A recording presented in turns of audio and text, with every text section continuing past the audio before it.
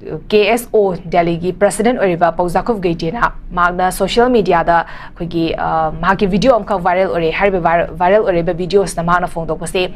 tangkhul amadi maitei singna makhoi anisi machin manaw ni haba unnabagi da magda siroli festival se pangthokadori hariba pangthokpasida khoi gi valley area dai lakadoriba maitei singse khoi hingnam ta halan ki ba yade kuki chilnaw singna hingnam ta halaloi da bani habigi yamna bolweba statement amka social media da khoi viral chali hariba viral chalaiba video sigi matung ina khoi Indigenous Peoples Forum of Manipur gi akhoi president Azang Asang Kasarna zu hariba presidential leina hariba sugumba wahaiwata seasonara kana video thadro ko habasi masi presidential thambagi kana base karino masa chief secretary the governor se karai chakra ge haba yamna nungaitaba statement phongdora ki bislei masiga mari lena Manipur police ki side ki FIR pan kre haba statement am khakti mkhoi gi social media page da mkhoi gi page da thadore haba tare dubu praja sina pami basti FIR pan kre haba du khak natabida khoi gi presidential thami bani na khoi gi mi ama fa pun bhai basi mana niyom cha da thabak torok tar di fa bhai basi khushu kuiningai oide aduna FIR pan kre haraga yarabra thijan ba khochan ba hokre habagi pot pudi phongdore adubu prajana pami basidi khoi gi immediate oi action lokhat baduni masiga mari lenana khoi ima chama ga supna nipana so khoi gi ma ki mathakta fazalaga thamna bagi matang da so pe da wafam ke amon phongdor ki oja kamai yeng bi swai matang sa khoi gi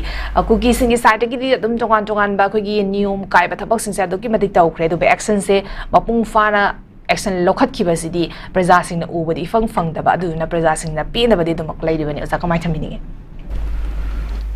Aujik pangthok ka doriba Siroi festival asi akoi gi tangkhul phurup ki festival ama natte masi akoi gi state ki oiba festival amani aduga Siroi haiba singchida satpa akoi gi lili haiba lei se masi akoi gi world da famous oiba madu gi kano do expose to bo ena madu gi maming lauraga pangthok ka doriba koi festival se masina lamdam sida lairiba tongan ba kanglup tongan ba phurup mayam se masigi akoi cultural integration aduga aikhoi gi oiba akoi gi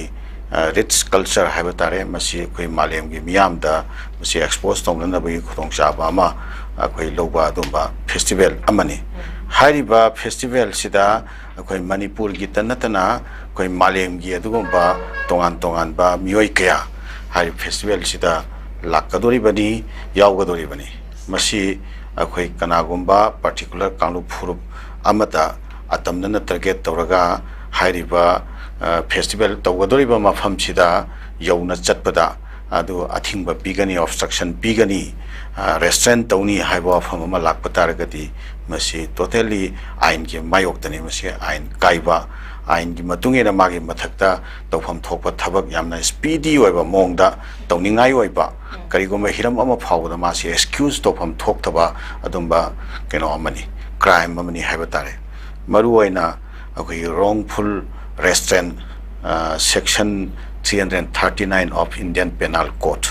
aduga section 342 of Indian Penal Code wrongful confinement hairiba ani si makhada akoi kanagomba mi emana lambi semasi chatpagi mangonda hak leiba adumba miyoyema lambi chatpa yaroi haina thingaba natraga chatlambadagi mabu phajala thamtaraba adi taragadi mase ain matungina mase criminal prosecution tawgadobani hariba section sigi makhada haina Indian Penal Code ta yauri madugi makhada koigi FIR lokhle haiba potse adugagi lakpa adugi ain dui makhada tawba warangani haina thajaba lei aduga loinana criminal intimidation akhoi section 503 of the Indian Penal Code masisu ma commit tawi haina lowai ate atei bangonda relevant oiba ain kyam suma mai mathakta lokhat pe abagi adumba kenoma tanja amani adumba kenoma ni